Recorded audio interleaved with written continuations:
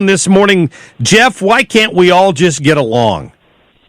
Because you're making fun of 95-year-old guys that are going and trying to build houses for struggling poor people, Mark. That's why. I'm happy for him. I wasn't making fun of him. I said I'm proud of him. He's getting out there and doing something with his life constructively.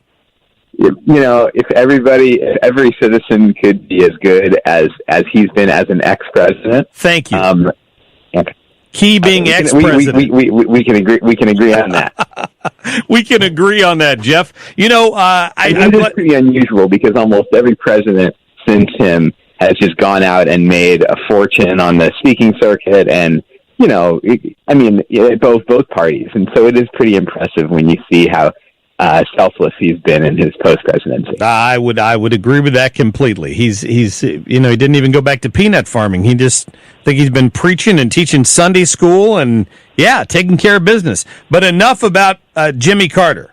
Let's talk about President Trump and this persecution that's going on in Washington D.C. Let's talk about that, Mark. Yeah, what do you think? I'm every day it just seems more and more obvious that your party is afraid of the candidates that they are going to have to eventually put up against Donald Trump in November, so they're trying to remove him through some other means. If our party were thinking from a purely political perspective that they don't want to run against Donald Trump, then the last thing our party would do would be to impeach him.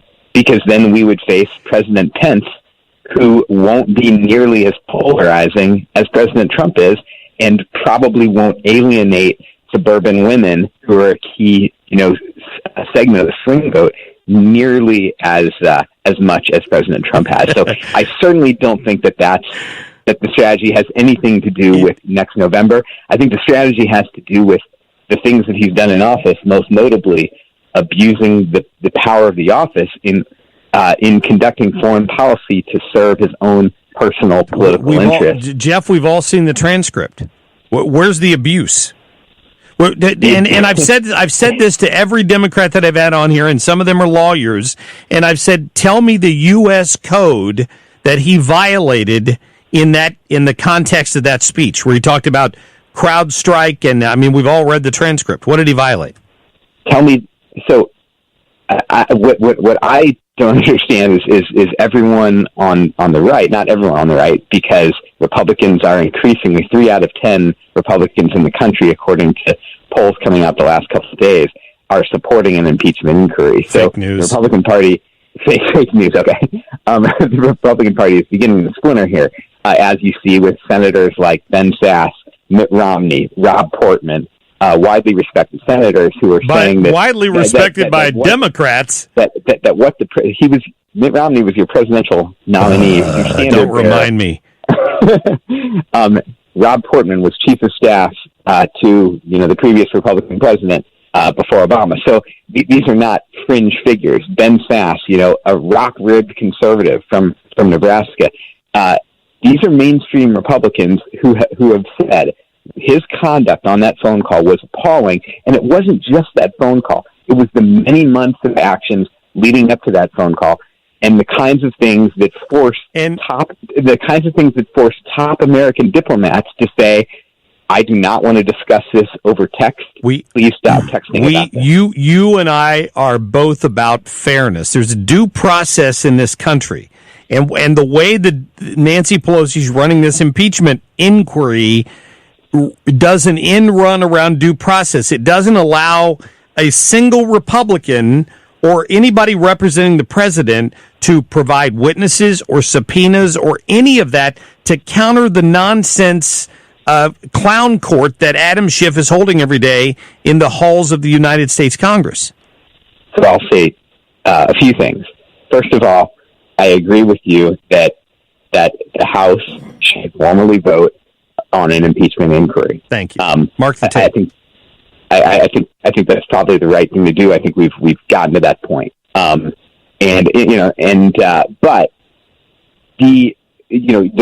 what you're saying right now, and what Republicans who are delivering the president's talking points around the country are doing is, it's like when you talk about a defense lawyer who goes in, if you got the law on your side, argue the law.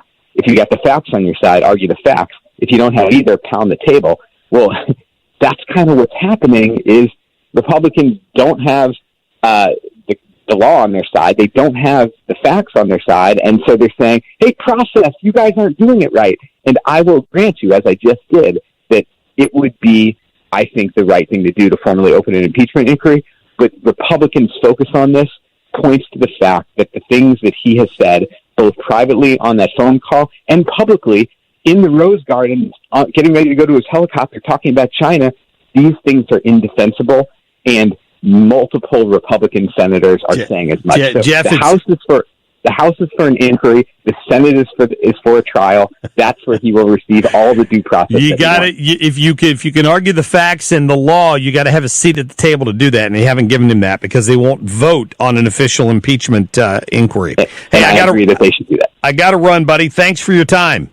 Always fun to talk to you, Mark. Have a great day. Okay? We'll get you in the studio next time.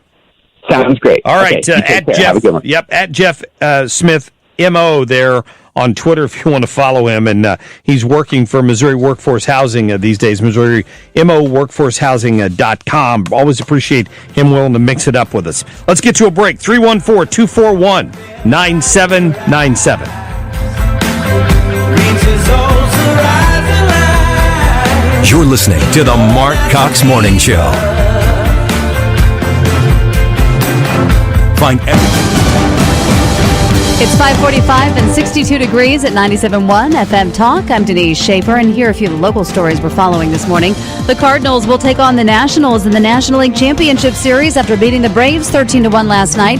Game 1 is at Busch Stadium tomorrow night at 7:08. The family of St. Louis police officer Caitlin Alex, who was shot and killed by another officer, has filed a wrongful death lawsuit. St. Charles County prosecutor Tim Lomar apologizes for an incident at his ex-girlfriend's home. In sports, the Blues take on the Senators in Ottawa tonight at 6:30. This report brought to you by the Associated Press. Check out the newest podcast from the Associated Press, Ground Game, hosted by AP's digital editor Megan Crane. Ground Game's a weekly conversation with AP reporters and guests about the top political issues around the country. Available on Apple Podcasts. It's 5:46 and 62 degrees at 97.1 FM Talk. Traffic from the Ambassador Floor Company Traffic Center. Thank you to Mike for calling in and letting me know about the accident just happened. It's northbound 55 just past Highway A. The left lane is blocked and traffic is stacking up behind that fairly quickly.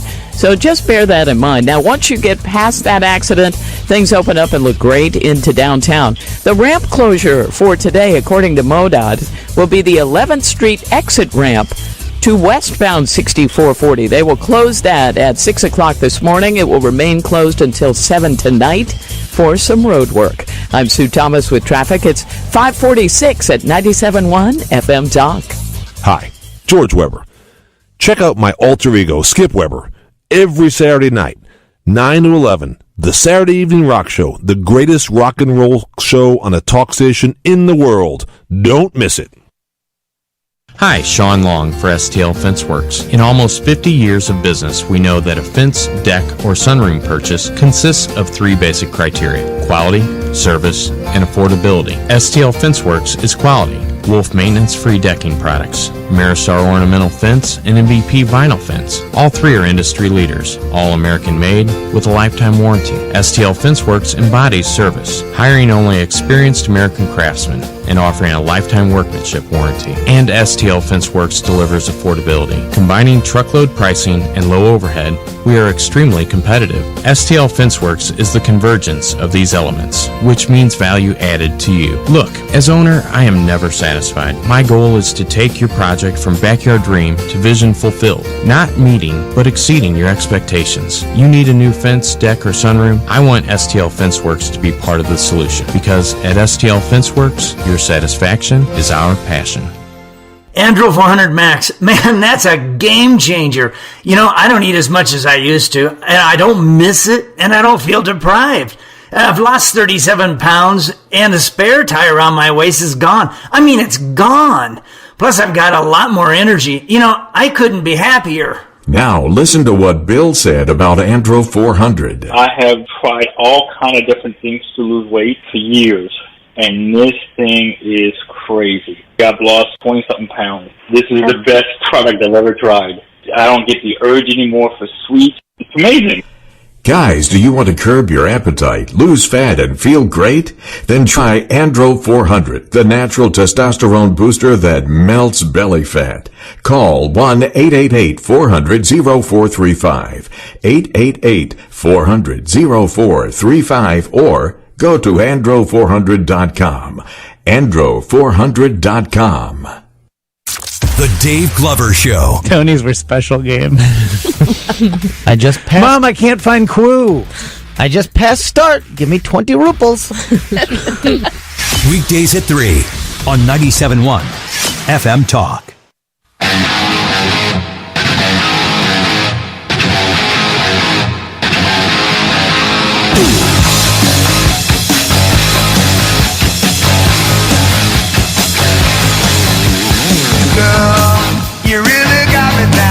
You're listening to the Marc Cox Morning Show. Girl, you really got me now. You got me so I get some bad night. Girl, you really got me now. You got me so I don't know where I'm going, yeah. Oh, yeah. Find everything Marc Cox at 971talk.com/Cox.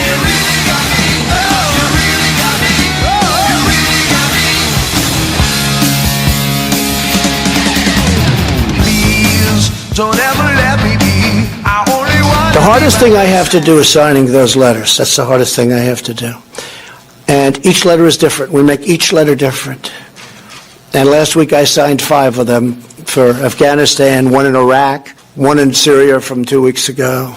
And sometimes I call the parents. Sometimes I see the parents. The president yesterday explaining why he's tired of sacrificing American lives and questioning why we've continued to do that in a situation he feels was a mistake to begin with. Taking a lot of heat because the Turkish government is bombing northern Syria right now, where there's apparently some Kurdish forces, and the president's taking heat from both sides of the aisle. But that's about as honest an answer as I've heard on why he feels that way. Can you imagine the awesome responsibility and the burden that would be on your shoulders if every time an American service member died, the buck stopped with you, and you had to explain to that individual's parent that they died honorably, they died serving their country, you're sorry for your loss. And what if that parent followed up with, well, why was my kid in northern Syria defending Kurds? What does that have to do with the United States of America?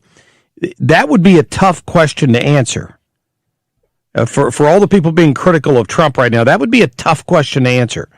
But that's the question he's asked to answer all the time, and he's clearly tired of it. Agree or disagree with his policy decision on that, you can certainly understand the emotion wrapped around it. Let me get to the phone here. I got Paul on line 1, wants to respond to something Jeff Smith told us. Paul, good morning. Hey, Mark, how you doing today? I'm doing all right. I get so tired when I hear these Democrats like Smith and your buddy Damien that calls in. These guys, they just keep bloviating the same old talking points with no facts behind them. They don't use any common sense, any reasoning. All they do is just bloviate and bloviate. The one thing that the one guy who actually did what they said is the problem. They don't even want to recognize that he did it. No, and they don't even care that he actually did the crime. It's just he mentions Romney. Well, Romney's just a turncoat. He's just a little whiny baby because he lost the election because he ran a terrible campaign and he didn't get his way by being named Attorney General. So now he's whining, And this guy, the guy from the senator from Nebraska, he's not going to go against Trump. When it all comes down to it, he's not going to go against him because Nebraskans love Donald Trump. Yeah. This guy's not going to go against the crowd to throw Donald Trump under the bus. It is not going to happen.